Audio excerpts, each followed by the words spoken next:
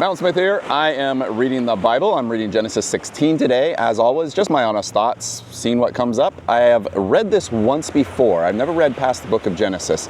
So this is all brand new to me, and I just kind of come up with things. Figured I'd do this down at the beach today. It's a nice day.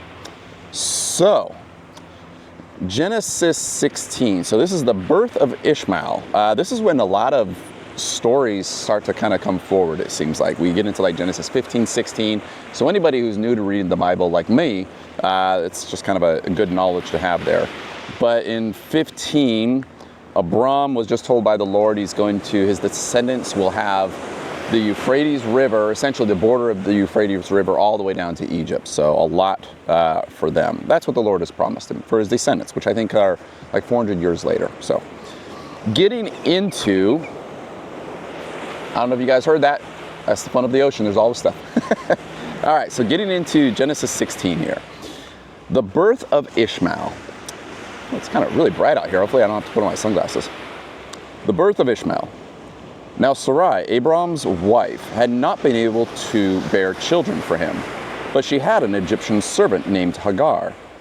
That reminds me here. It's like to really think about the situations then, because there's so much more to just what is written in the Bible, to the actual think about the situations.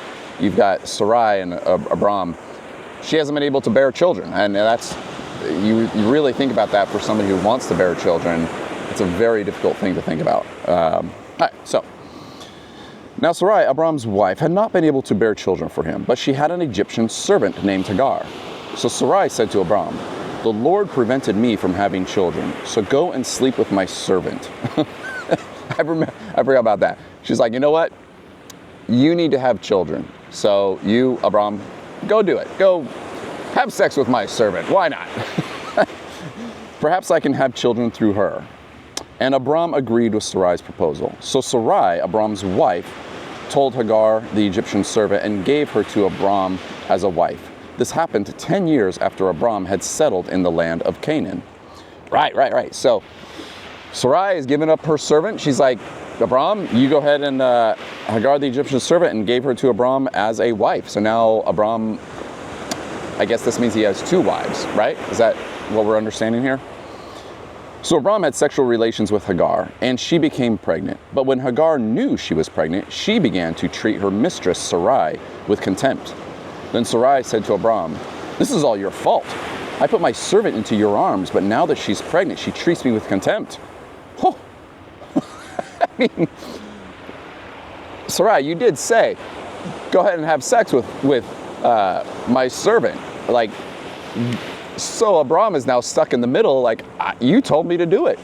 You told me let's go ahead and have sex with her, take her as my wife, and now we're going to have a child, but now you're getting angry at me. Why? All right, the Lord will show you wrong. The Lord will show who's wrong, you or me, Sarai said. Well, that's a good question. I mean, Abram is just doing what he's got to do. I mean, I guess. Abram replied, "Look, she is your servant, so deal with her as you see fit." Then Sarai treated Hagar so harshly that she finally ran away. This is, I think about this just in more modern times. I mean, you can think about it as well. Let's say you're married. Unfortunately, your wife, she's unable to give birth to somebody. So she says, hey, go ahead and have sex with somebody else. And now you're having sex. She gets pregnant, but now your actual wife, your original wife, is now angry at you because you're having sex and you're doing what you can with her. I don't think Sarai has the right at this point to get mad at Abram. You wanted to, I mean, this is what's going on. So the angel of the Lord found Hagar beside, she treated her so harshly that she finally ran away. So poor Hagar, now she's run away, which is terrible. The angel of the Lord found Hagar beside a spring of water in the wilderness, along the road to Shur. The angel said to her, "Hagar, Sarai's servant, where have you come from and where are you going?" "I'm running away from my mistress Sarai," she replied.